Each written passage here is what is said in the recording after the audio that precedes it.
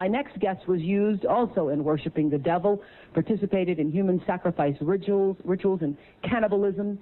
She says her family has been involved in rituals for generations. She is currently in extensive therapy, suffers from multiple personality disorder, meaning she's blocked out many of the terrifying and painful memories of her childhood.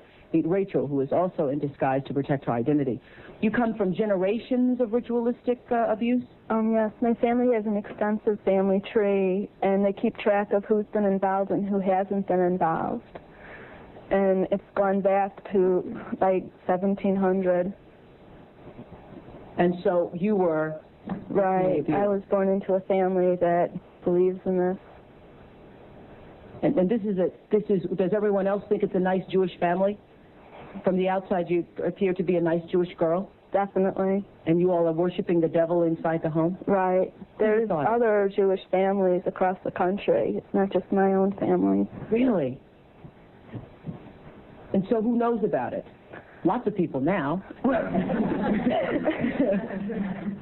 I talked to a police detective in the Chicago area, and several of my friends know, and I've spoke publicly before. And so when you were brought up in this kind of evilness, did you just think it was normal? I've blocked out a lot of the memories I had because of my multiple personality disorder. But yes, I mean, it's like if you grow up with something, you think it's normal. Mm-hmm. I always thought So what kinds of things? You don't have to give us the gory details, but what kinds of things went on in the family? Well, there would be rituals in which babies would be sacrificed, and you would have to, you know... Whose babies? There were people who bred babies in their family. No one would know about it. A lot of people were overweight, so you couldn't tell if they were pregnant or not, or they would supposedly go away for a while and then come back. The other thing I want to point out, not all Jewish people sacrifice babies. I mean, no. That's not a very typical thing. I just want to point that out. This is the first time I heard of any Jewish people sacrificing babies. But anyway, so you witnessed the sacrifice? Right. When I was very young, I was forced to participate in that, in which I had to sacrifice an infant. And the purpose of sacrifice is to what? Is to bring you what? What are you sacrificing for? For power. Uh-huh. Power. And so, were you ever used? Were you ever used yourself? I was molested. I was raped several times. Mm-hmm.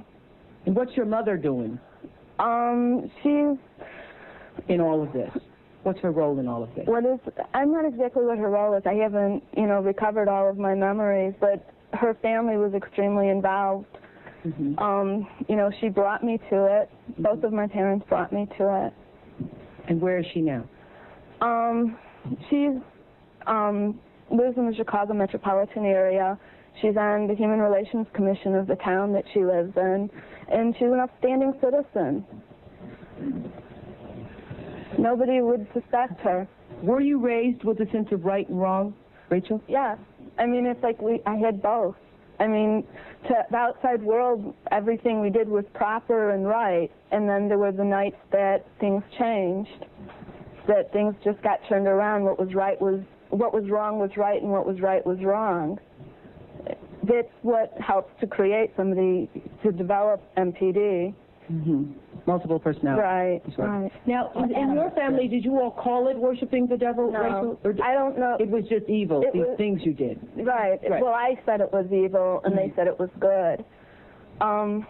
There's a book that I had just come across called Lilith's Cave, which is a book of Jewish mysticism and supernatural, and there's a lot in that book that relates to what I, endured when I was a child.